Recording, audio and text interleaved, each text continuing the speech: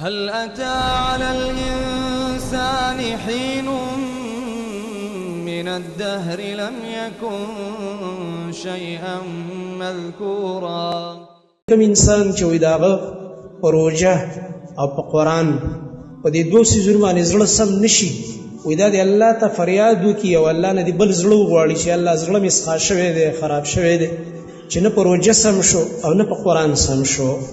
یو سړی قرآن لولي اثر پې نه کوي، ځکه په معنی یې نه پوهېږي، په مقصد یې نه پوهېږي. یو سړی قرآن درس ته نه کښېني، د الله کتاب اوري نه، نو هسې وایي غریب ښه ډېر تلاوت وکړي خو اثر پې نه ښکاري، زړه کې ولې څه دغه را نه ویلي د الله غیر او تقوا.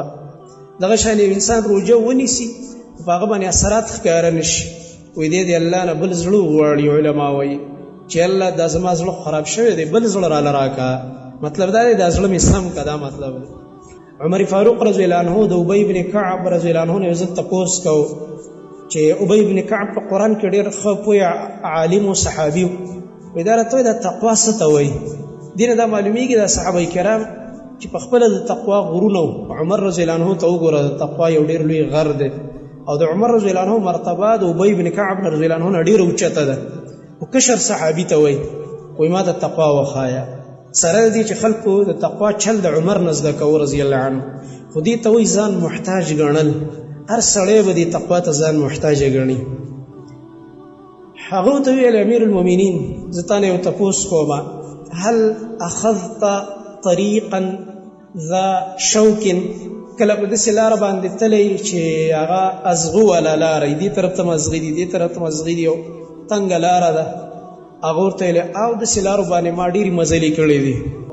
ابی بن کعب رضی الله عنه ته تپوس وکړو چې امیر المؤمنین په داسې لاره باندې چې ته کله ځې څه احتیاط کې وایي او وایي زه چې په داسې لاره باندې ځم نو زه ډېر احتیاط کوم او یریږم او ځان پسې دا جامې راغونډوم چې دې طرف ته مزغي دي، دې طرف ته مزغي دي، دا لاره تنګه ده، دا کپړې راله ونښلئ او په دې ازغو کې وننښلي. او دا زموږ د ټولو طریقه ده چې په داسې لاره کله مونږ ځو چې ازغي پکې کنډتار لګېدلی او هغې کې خطره چې زموږ جامې ونښلي یا وشلېږي، نو مونږ ټول هغه تیز رفتار باندې نه ځو، په قلاره ځو، ځان پسې جامې راغونډو، په احتیاط باندې قدم اوچتو.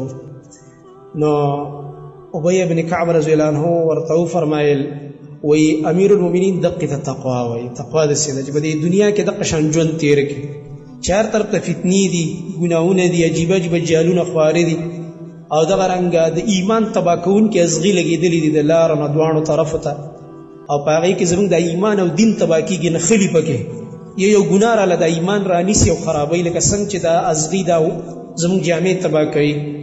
او ته په دې دنیا کې داسې په احتیاط وخت تېر کړي چې دغه د ګناه ځان ته وساتي، کپړې راغونډې کړي، دا دین محفوظ کړي. دا معنات کپړې تشبیه دلته دین سره ورکړی ده.